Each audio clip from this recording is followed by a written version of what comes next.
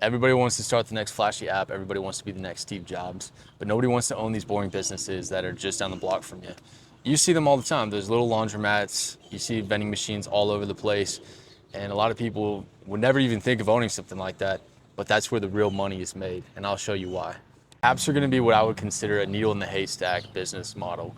It's something that there's a very finite amount of people that are successful in them, and you have to be next level programmer.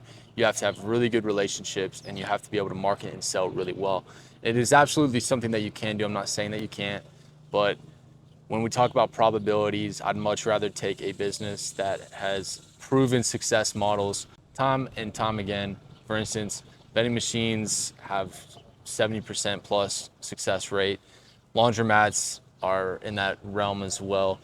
And they're just simple. You don't have to have some crazy tech degree to build these businesses. You just have to have a hunger, a drive, and be able to market and sell to people.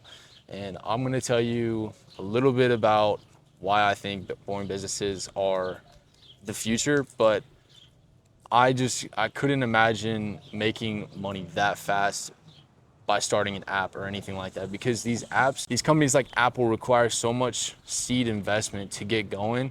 And when you don't have any proven successes, it's just very, very difficult. Apple and Steve Jobs are just, an absolutely incredible story. Same with Elon Musk. And don't get me wrong, I do believe in those business models. If you want to really get to that billionaire status, I think it's absolutely something that you need to do. It's what's called a fast lane business. If you read the book by MJ DeMarco, Millionaire Fastlane. But for people like us that are just trying to get out of our 9-to-5s and just trying to find that first business, boring businesses are undefeated, I will say. Another thing with boring businesses is you can actually acquire businesses. There's a site called Biz Buy Sell where you can, just like real estate, go and purchase a cash flowing business. And so you have somebody else that does all the hard work of starting the business, and you can buy it from them that's already profitable and just step into it and basically scale it up. There's a really good book called Buy Then Build, and that one talks about acquiring businesses and then building it into something even greater than it ever was before. There's a lot of great things to learn by starting from the ground up. That's what I did with the vending machines. But now I'm looking at buying a laundromat that's already profitable, because there's something that whenever you buy a business, they're valued at a cash multiple, which is basically a multiplier of whatever the net profit is per year. And the businesses, depending on the industry, has a specific multiplier attached to it. So for my vending business, the cash multiple was 2 to 4x what the net profit was, because it was a lower end business. It's not a hugely profitable one that has a ton of upside. So my net profit per year was about $6,000. So I was able to list my business at a 2x multiple minimum, and I ended up just selling it at that route. I didn't even know much about this stuff, but I would have charged even more if I could go back. I made $12,500 when I sold my vending business, which was the 3 locations. Not a big business at all, not a big route at all. But because I made that net profit, I was able to sell it for a higher cash multiple. So any profit that you add per month adds to the price that you can sell your business for.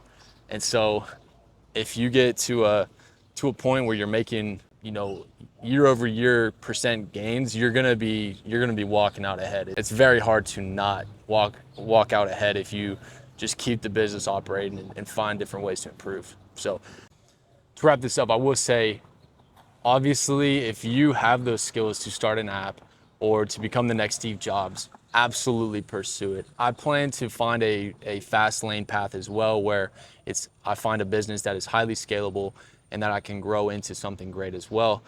But the thing is when you start out, it's such a tough thing to even see the indicators of success, that I do recommend starting out in a boring business. And honestly, no matter what, boring businesses are going to be around, because if you get into those technology worlds or any of those things that are cutting edge, AI, all these things, they're going to become redundant over time. But what stays? These boring businesses. Laundromats are always going to be around. They've been around forever.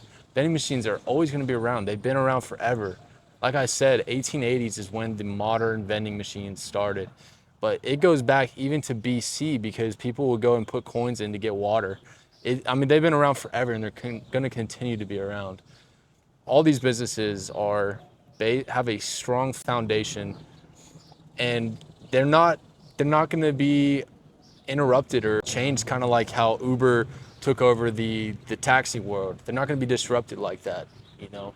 I would be very surprised if they were. Obviously, if they do, sorry.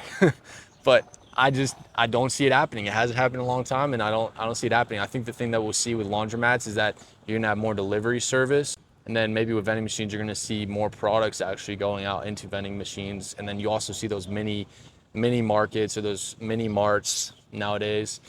So there's always gonna be different things that you can pivot into that are high tech or might make more profit, but all in all, those industries are so valuable. And even just the lawn care business that people have. I mean, one of my buddies owns a lawn care business, and he makes a killing.